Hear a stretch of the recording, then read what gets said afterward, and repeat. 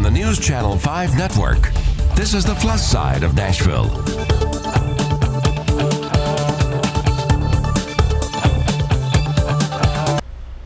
Hi everybody, welcome to the show. I'm Tawanda Coleman. Like so many others, fall is one of my favorite times of the year, especially when it comes to decorating the house. I love all the autumn colors, the leafy wreaths, and pumpkins. Our friend and fantastic decorator Lisa Quinn is here with decorating tips for the season and ways you can bring fall indoors. But first, what if I told you 1 in 4 girls and 1 in 7 boys will experience child sexual abuse by the age of 18? Those are sad and alarming statistics, but they're true. Sue Fort White, executive director of the Nashville nonprofit Our Kids, is here to talk about child sex abuse and the national campaign, What If I Told You? A campaign launched to start the conversation about child sexual abuse. Thank you so much for being here. Thank you for having me, Tawanda. This is a tough subject often for people to talk about, but it is so important that we do. So when you all turned 30 last year, you came up with the idea for this great campaign. Tell us about it. So, 30 years of providing forensic medical evaluations and crisis counseling in response to child sexual abuse, that's a lot of years of service, and we felt like we do excellent work, and yet there is not enough known, public awareness is not high enough about the epidemic prevalence of child sexual abuse. So we decided, we were working with videographer Mac Perkle and Creative Communications, and I said, Mac, I want an anthem video. I want something short that's going to be stirring and beautiful, that will pull people in and really invite people to find out more information. The other thing that really has motivated me is that because children oftentimes never tell anyone what's happened because they feel shame or guilt or confusion, many people carry shame and guilt that doesn't even belong to them. They carry it into adulthood. And so that means that there are millions of survivors out there that need to be affirmed, that need to be, to say, you're not alone, it wasn't your fault, you did nothing wrong. Is it ever too late to talk about it, Sue?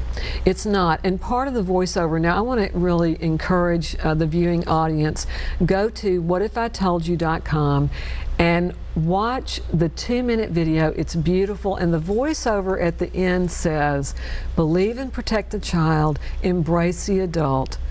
They are courageous, and it's never too late to heal. So and it says experts in your community are there to provide healing and support and resources. So the answer to your question, it's never too late. And I think that there is so much hope. I really feel like that this video, and it's embedded in our website with a tremendous number of resources. People have already told us this is medicine. This video is medicine, and the website's just amazing.